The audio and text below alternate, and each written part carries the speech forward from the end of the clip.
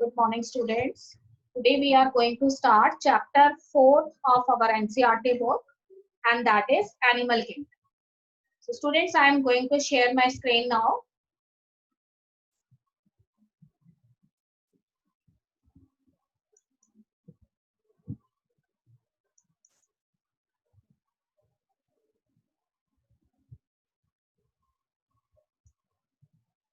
Okay, students, we are starting chapter 4, and that is Animal Kingdom. As we all know, according to the five kingdom system of classification, the fifth kingdom, according to the scientist R.H. Whitaker, is kingdom Animalia. We know that animals, they are multicellular and they have complex body designs. So here in this chapter, we are going to study that what criteria is adopted by the scientist for the classification of the members of kingdom Animalia. So in the next slide, few characters are visible to you, and these are the basis of classification that are used by the scientists at that time.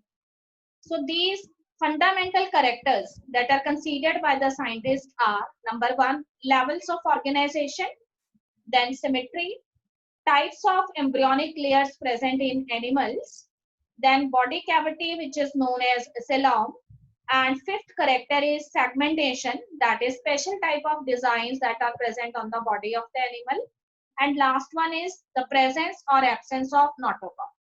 Now I'm going to explain these characters one by one. Number one is level of organization. As we all know, the body of a living organism is made up of cells. So here also, the body of a particular organism is made up of which constituent, that is cells, tissues, organs, or there may be organ systems that comes under the level of organization. So on the basis of level of organization, we have divided the animals into different categories. Those animals which have cellular level of organization, their basic constituents are the cells only. And if we are talking about the tissue level of organization, then here the cells, they aggregate to form the tissues. And third level of organization is the organ level of organization. So here the tissues, they later form the organs. And when the organs, they work in a coordinated manner and form the organ systems, and the animals which have organ system level of organization, that comes under the fourth category. The next fundamental character considered by the scientist is asymmetry. That means if we want to cut the body of an animal, then that cutting is done in a particular way or not.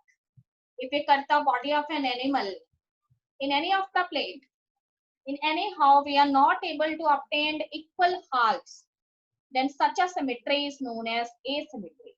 So animals may be asymmetrical. So all the primitive types of animals, they are generally asymmetrical in nature. Second one is the radial symmetry. When we cut the body of the animal in any of the radial plane, and always we get equal halves, then such type of symmetry is known as the radial symmetry. The next one is the bilateral symmetry.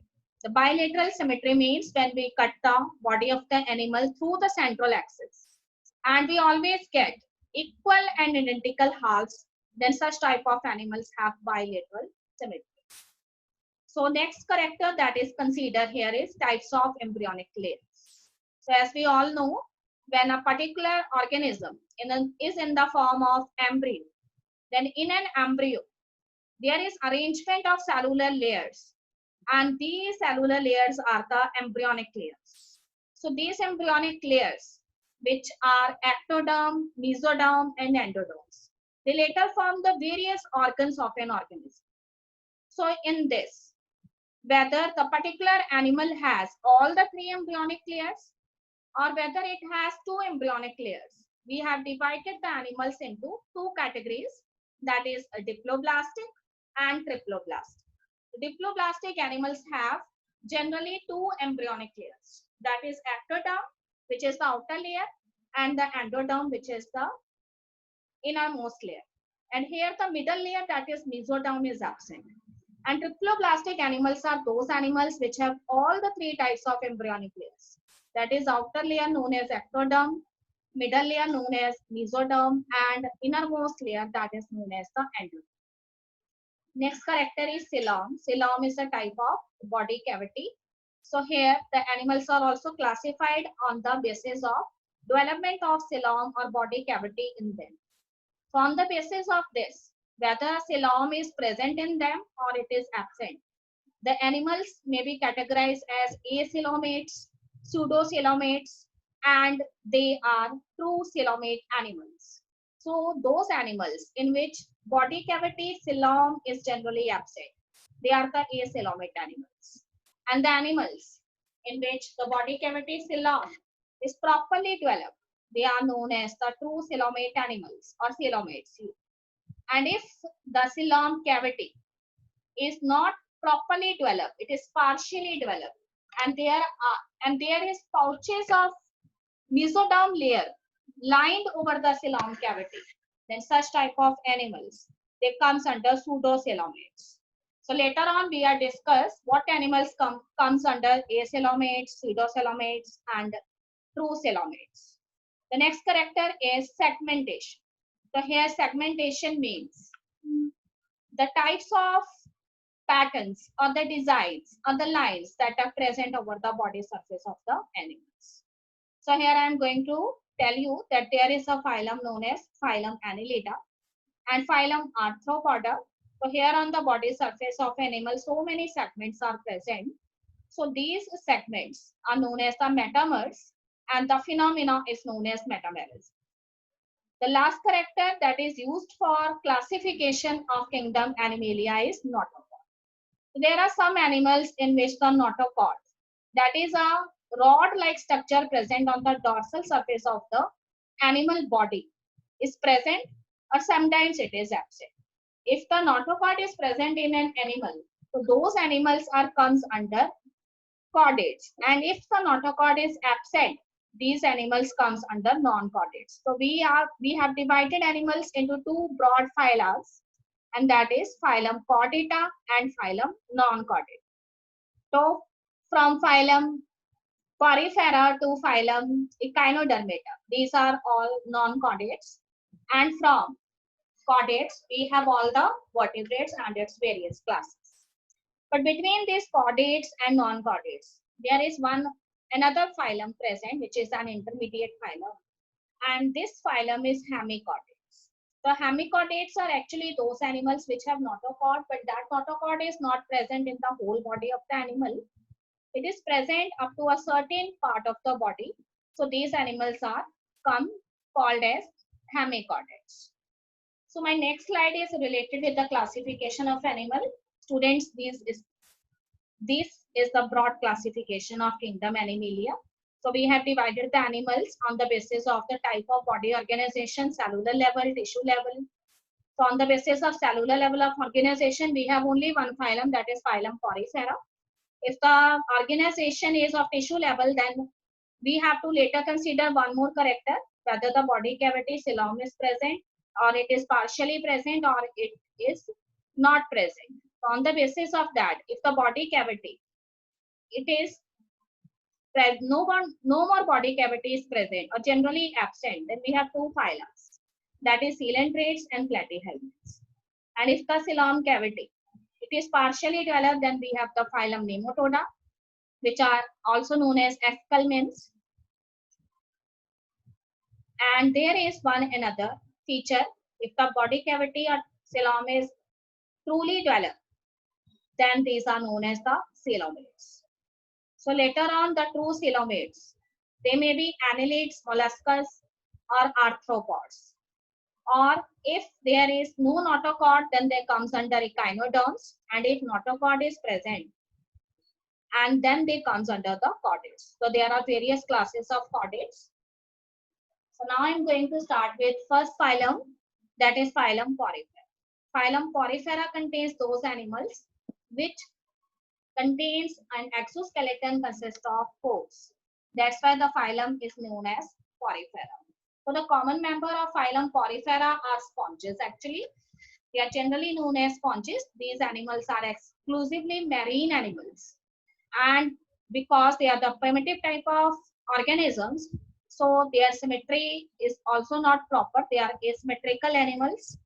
And these sponges, they are multicellular in nature, and the level of organization in them is the cellular level of organization. So these sponges have so many pores that are present over their body, and through these pores, the water enters into their body. So they have a special type of water canal system present in them. So inside the body of the animal, there is a central cavity present, and that central cavity is known as the spongocoel cavity. And these minute pores which are present over the body of the animal, this is known as ostia.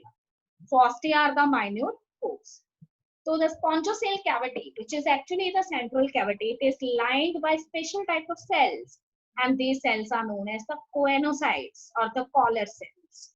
And beside these, the exoskeleton of the animals have numerous spicules of spongin fibers that are present over the body. And what about the sexes? The sexes are not separate. These animals are the primitive type of animals, so they are hermaphrodite in nature. That is, both male and female gametes are formed inside the body of the same animal. And if we are talking about the methods of reproduction, so these sponges, they reproduce asexually by the method of fragmentation and sexually by the method of gamete formation. And beside these, if we are talking about their fertilization, so here the fertilization is internal and the development is indirect. That means the offsprings, they are not truly resembles the adult. They are different from the adults. And among the examples of this phylum, we have so many sponges that are comes under this phylum. Number one is Cycon, which is known as a Scypha also. Second one is Spongilla, which is known as the freshwater sponge. And third one is Euspongia, which is known as the box sponge. And my next phylum that we are going to study here is phylum Coelenterata. So the another name of phylum Coelenterata are known as cnidarians. So these animals are known as cnidarians because of the presence of special type of cells in them, which are known as the cnidoblast or the cnidocytes. About their habitat, these are truly marine animals. They live in seas and oceans or aquatic in nature. Both type of forms are present. Some of the animals, they are sessile in nature, and some of the animals are the free swimming animals. The sessile forms as well as the mobile or free swimming forms are present in these animals. If we are talking about their symmetry, so here the symmetry is radial symmetry. So they are a little bit advanced than the members of phylum Porifera. Besides this, animal body contains tentacles, and with the help of these tentacles, the animal, it attaches itself with the substratum, as well as these tentacles also help them to capture their prey. The cnidoblast cells also contain the stinging capsules, and with the help of these stinging capsules, they are able to kill their prey. And if we are talking about their level of organization, so here the level of organization is tissue level of organization. And the animal is diploblastic in nature. That means it has two types of embryonic layers. The outer layer, which is known as ectoderm, and the inner layer, which is known as the endoderm. So here also a central cavity present inside the body of the animal, and that is known as the gastrovascular cavity. And there is a single opening which is considered as the mouth of the animal, and the name of its mouth is hypostome here. And here this animal have two types of basic body forms. The sessile forms are known as polyp, and the mobile free living swimming forms, they are known as the medusa. Also, a phenomenon known as metagenesis is present in these animals, that is alternation of generation. Both the body forms, they are interconvertible to each other. That is, polyps are able to convert into medusae, and medusae are able to convert into polyp by different methods of reproduction. If the polyp they want to convert into medusae, then it happens with the method of asexual reproduction. And if the medusa have to convert into polyp, then they have to adopt sexual method of reproduction. So many animals, marine animals that we generally found in the ocean comes under this phylum. Number one is Physalia. It is known as Portuguese man of war. Second one is Adamsia. Adamsia is commonly known as the sea anemone. And the third animal that comes under this is Panatula. So Panatula here is known as the Panatula here is known as this Panatula here is known as the sea fan. Gorgonia, which is the sea fan, and Mandrina, which is commonly known as the brain corals. Okay, student, now I am going to show you my next slide, and my next slide is related with the next phylum, that is phylum Ctenophora.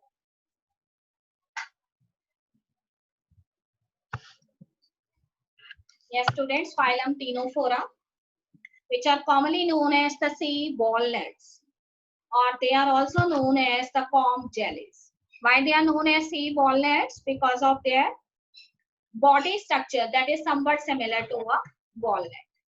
And they are known as comb jellies because of the presence of 8 rows of ciliated comb plates over their body.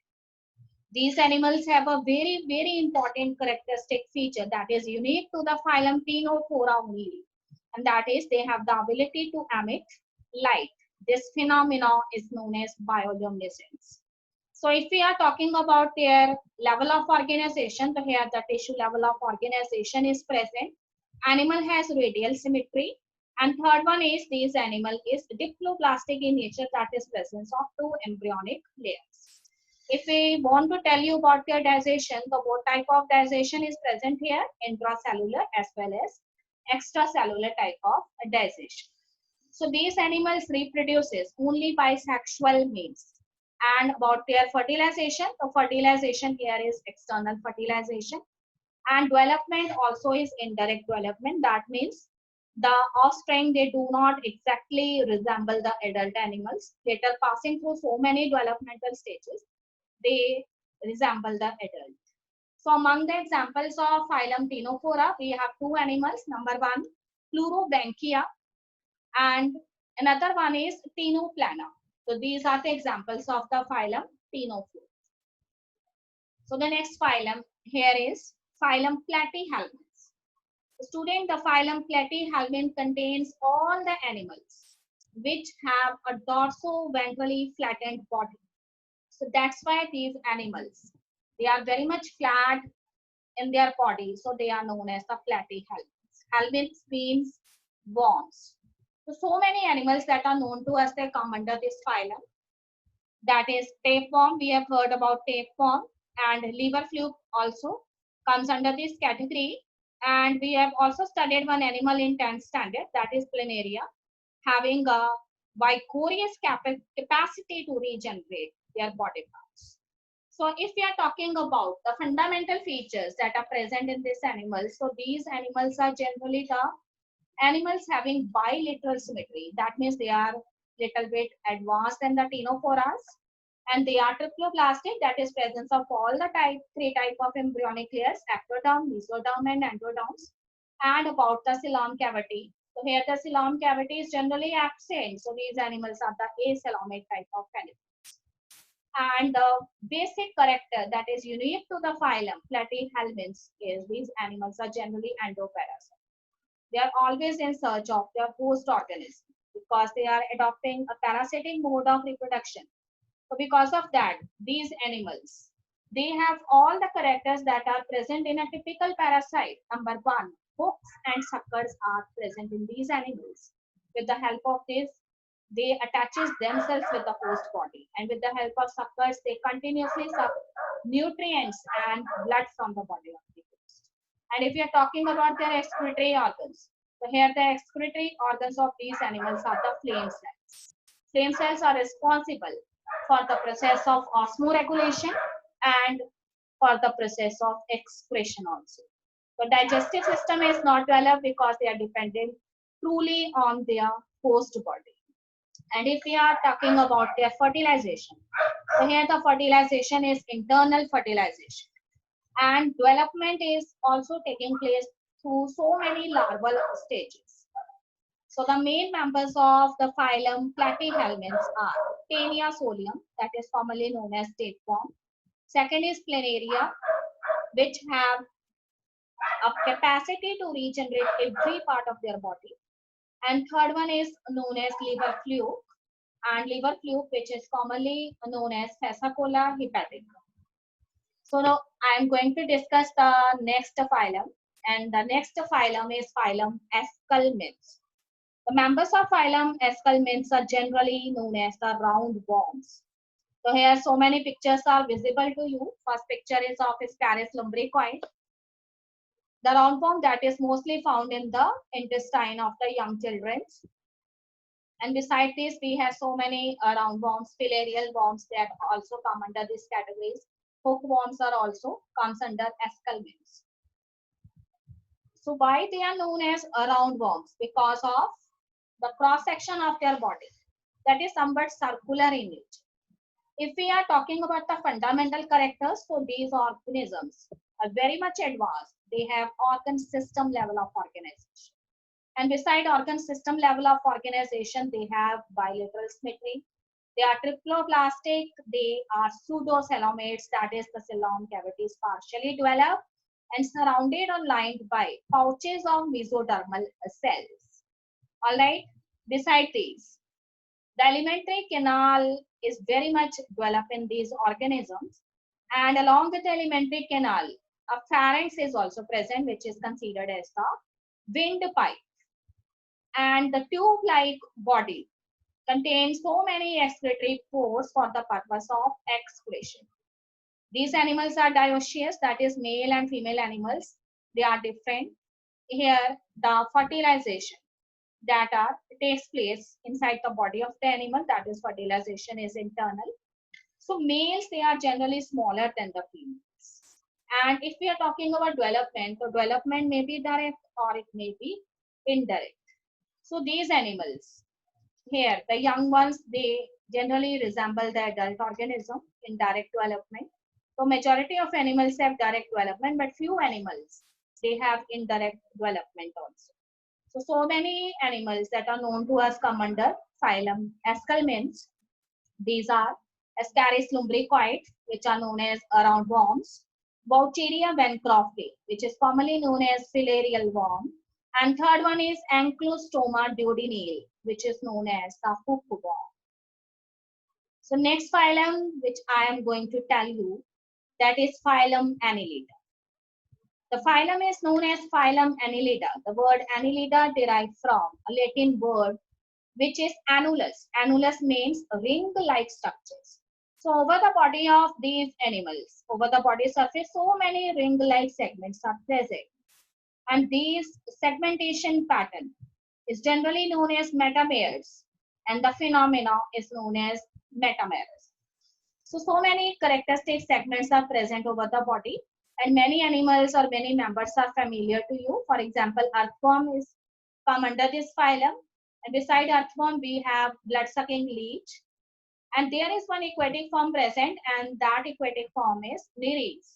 Nereis have so many hair-like appendages present over the body, and these hair-like appendages which helps this animal for swimming in water are known as the parapodia. Besides this, so many other animals come under this category. So if we are going to study this phylum in detail, the fundamental characters again here are organ system level of organization, triploblastic animal metamerically segmented, true body coelom cavity is present, and in aquatic form so many hair-like structures are present, which are generally the leg of the animal. It is used for the purpose of locomotion and swimming in water. They are known as the parapodia. And beside these, what about their excretory organs? Their excretory organs are the nephridia. Nephridia are their excretory organs that play a significant role in the process of osmoregulation and excretion. And if we are talking about the nervous system, so here the nervous system is not properly developed, but preliminary form of the nervous system is present. Instead of a properly developed brain, here the nerve ganglions are present. And these nerve ganglions, they are later connected with so many lateral nerves. And these lateral nerves, they join the double ventral cord. And in this way, messages are passing over the body. And animals, they are generally terrestrial forms are mostly hermaphrodite, are monoecious in nature. That means both the male and female gametes, they are developed within the body of the organism. And if you're talking about the aquatic forms, for example, nereids, they are dioecious. That is, male and female animals are different. So the example of this phylum Annelida are: number one, Pharytima posthuma, that is the technical name of earthworm. Second one is Hirundinaria. Hirundinaria is the common name for blood-sucking leech. And third one is Nereis. Nereis is the only aquatic form that is found in this phylum Annelida.